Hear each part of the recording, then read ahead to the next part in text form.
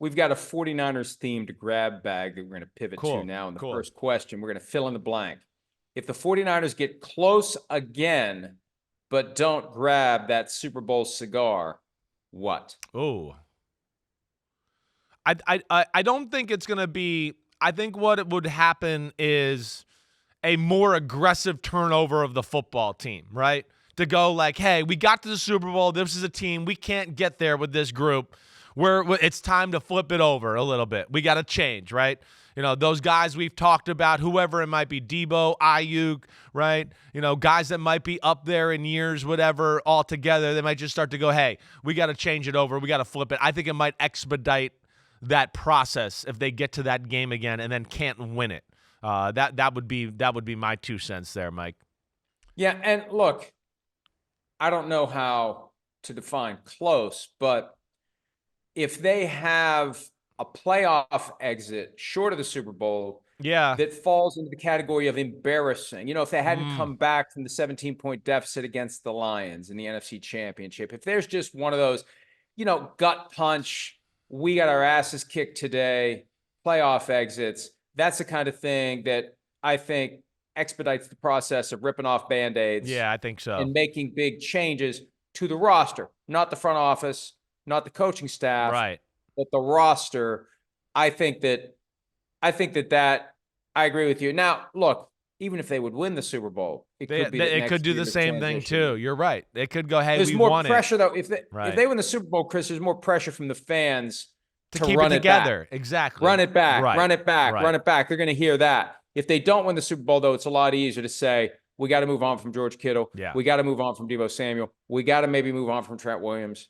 We got to maybe, you know, or at least get him to take less money. Yeah. We got to reconfigure this team. Right. And the question becomes, can they reconfigure the team with Brock Purdy as the center point of it? Because he hasn't been that yet. It's almost like early career Tom Brady, where it wasn't all about the quarterback. No. Is Purdy good enough? And we're going to find out where he can be the guy who's in the middle of everything. I think that's the key, and he's eligible for that second contract after this season. Yeah, no, it is going to be the key, right, going forward. And, you know, Brock Purdy is really good, and we know can run the Shanahan system, and he certainly can make, you know, all the throws that you need to make as a starting quarterback. Now, can he make all the throws and plays that you need to be a Super Bowl winning quarterback, right? And that's, to me, where he's different than the Tom Brady situation. There's parallels there, no doubt about it. I totally agree with you. But the one thing I knew about Tom Brady early on in his career is that his arm was elite. It was elite. See, he had something about his game that was like, whoa, man, Tom can stand in there and throw a 20-yard in cut. And, I mean, he can throw a piss missile through there like a laser, and it can be whistling. And that's where Purdy doesn't have that one talent that I think you can latch onto. And it would be one thing that I would question in a big moment, right? Can Purdy make that big game-changing throw? And that's where, again, Brady might not have been the greatest athlete, might have not been the, I'm going to extend a play or do all that. But, man, Brady could fit a big-time power throw into a tight window in a big moment that only the greats could do. And that's where I'm with you. The Purdy thing is very interesting, and he is good. Don't get me wrong. But is he superstar good? No, I don't think so. I don't think that. And that's part of this assessment as they go forward and they reconfigure the team. If he's not the centerpiece, then they have to be thinking about getting other pieces. How much longer is Christian McCaffrey going to be there? What do they have developing behind him? They got a lot of questions, and all these teams, you're making changes on the fly. You're adjusting year after year, and the 49ers, it feels like, are moving toward a pretty massive overhaul of the roster after this year, unless they would win the Super Bowl and they would just feel compelled to find a way to bring everybody back for another year. That could end up being a disaster, frankly, if they hold it all together for one more year after this one. All right, scale of 1 to 10. This is the next topic in the 49ers themed grab bag. How much pressure is on your guy, Kyle Shanahan, this year? He's been in that job since 2017. He's kind of aged like a president through all the pressure he puts on himself and all the stress and all the strain. We show that picture of him from his first year, and it's good Lord. It's like that picture of me from 2011 that we use for the Picks pod. What the hell? Who is that guy? Right. Right. How much pressure on him this year? Yeah, well, I mean, he went, to being a handsome guy to now he looks like, the old Heineken commercial, the most Old interesting man man in the sea. world, right? Yeah. Exactly. You're not sure. You're like, damn, his beard's gray, his hair's gray. Sometimes it is. I think he's got a little can of shoe polish that he uses from time to time. But yes, the gray does show up. He better not. I'll tell you, if he is, don't worry. I'll call his ass out, and I will. Oh, so hey, don't you worry. draft night. He was Bob Barker. He was. Draft okay, night, I'll have he had to look a at full that. head of black hair. I will ask him. I promise right. you that. Okay, I will get back to you, and if it is, I'm gonna get on him. I promise you that. But tell him I said hi. I will. I'll tell him. He'll tell you to stop writing some stupid headline. But either way, I think Shanahan, like you're first off, you're alluding to the proper thing. He puts tremendous pressure on himself. I mean, tremendous. Right? I mean, he's a stress ball. That's what we used to call him, and he's even more that now. Stress ball. He was stress ball. That's what we called him in college. He was, stressing. I got to work out. I got to run routes like Ed McCaffrey. Then I got to go to school, and then I got to take my vitamins, and I got to work out again. Like, he was stress ball, and that's what we called him. But that's how much he's invested into it. I mean, he lives it. He loves it. We know that. Right? And he knows he's built something good and they just can't get over the damn hump. But I think like on a scale of 1 to 10, I don't think he's under pressure of himself and he knows the team is good and he wants to win the Super Bowl. But I think it's kind of pressure where it's like, oh, wait, if they don't win the Super Bowl or if they just get to the playoffs and lose, can he be fired or anything like that? I don't think we're anywhere near that point, right? So I'm gonna say a 6, just because. I mean, the pressure they have, I think, is like what he expects to have as far as that. It's not anything extra, at least in my opinion. What do you think, man? I think it's 9 because it's all self-imposed. Okay, you're saying it that way. Yeah. Externally, I agree with you. Okay. It's more middle of the road. And the thing that dawned on me after the latest Super Bowl loss. Yeah.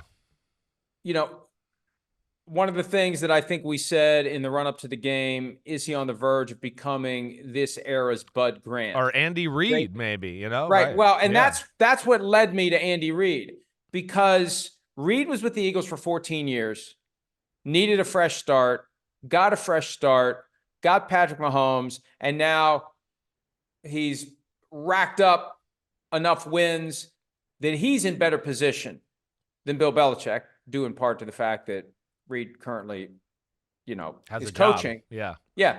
But he's got Mahomes too. He could catch Belichick and Shula. He could pass them all if he sticks around long enough to do it. I feel like Kyle's on the back 9 of possibly getting to a point where it's in everyone's interest for him to go somewhere else. And it'll be in his interest too, not just the 49ers. Right. You just get to a point where we've been played good. This out. We need to refresh. Right. But we just need something new. It's kind of the Mike McDaniel Dolphins thing that we talked about earlier, but it's a far longer runway because they've been so good. Right. But they win those tough games. If you don't get through and win the Super Bowl, we got to do something different. You got to do something different. That's what happened in Philly with Andy Reid.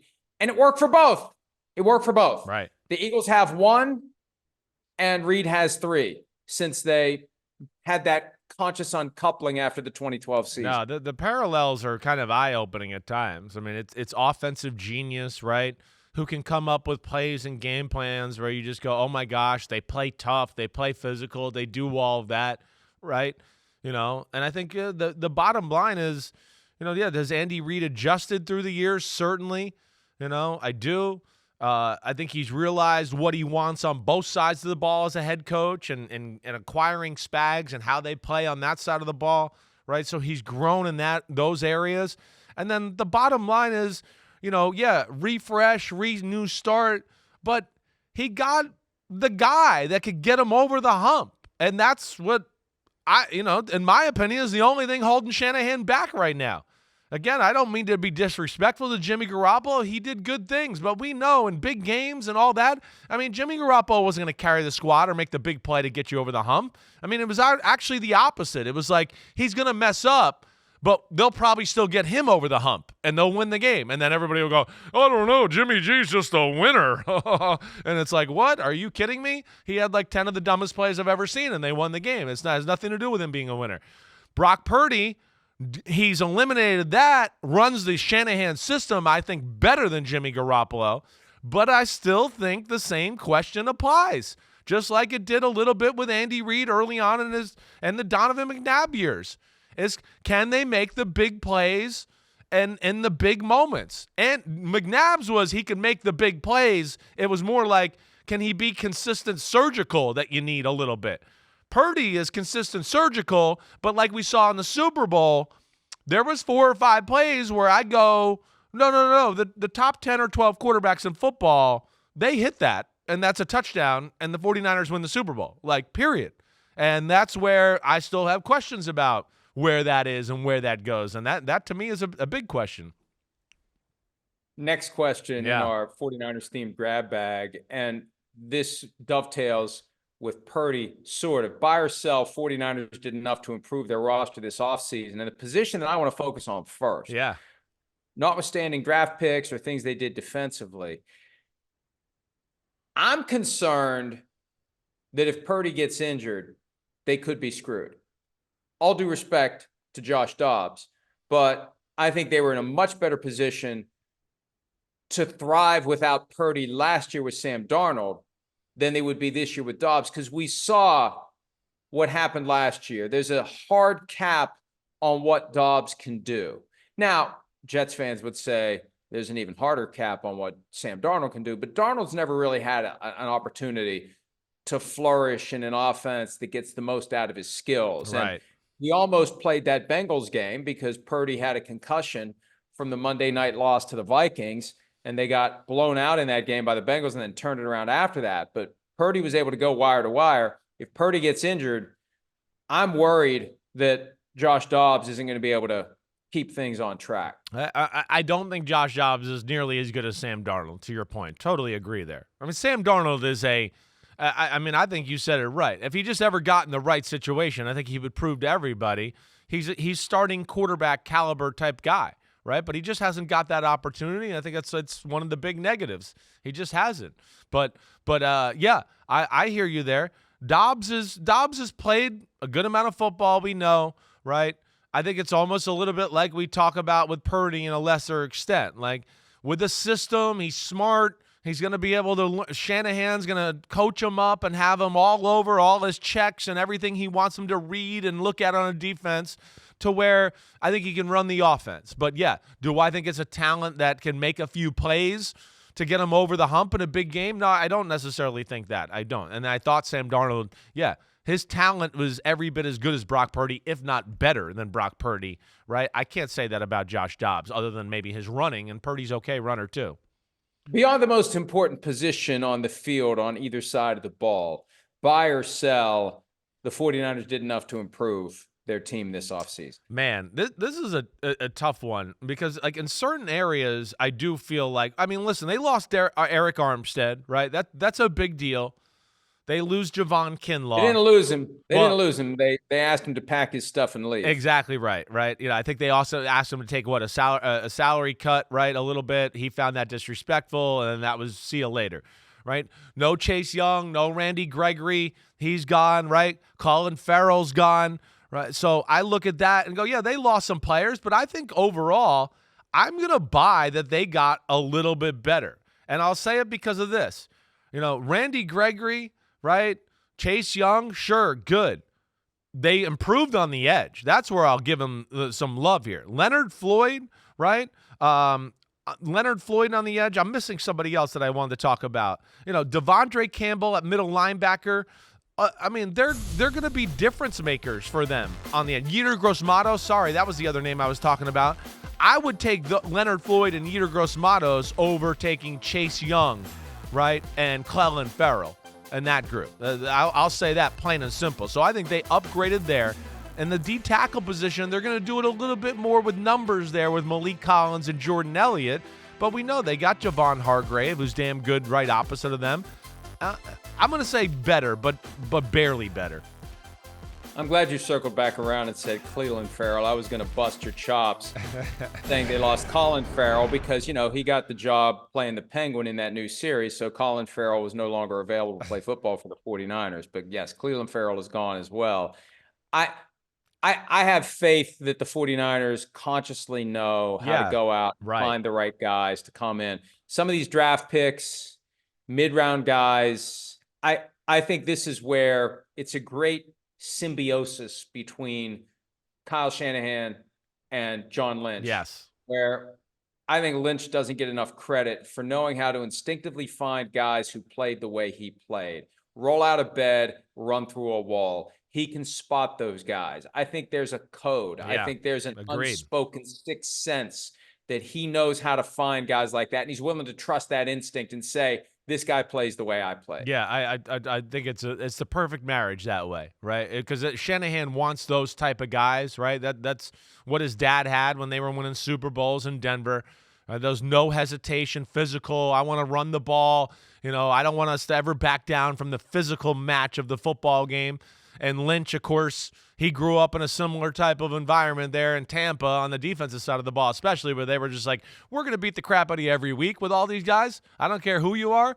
And yeah, so Shanahan can lean on him to find it, and then they work together to make it all happen. And yeah, I'm with you. I have faith too. And I think that their draft was sneaky better than it gets credit for. And like we talked about, I think some of the guys they lost last year, yeah, there's some little names there, but I don't think they're huge blows to their overall, you know, what we look at as their football team. And I think they replaced them with good guys there. So, yeah, I'm with you in that I have a lot of faith and they know what they're looking for and what they want there in San Francisco. Hi, it's Mike Florio. Thanks for watching PFT on YouTube. Hit subscribe for the latest news and analysis from Pro Football Talk.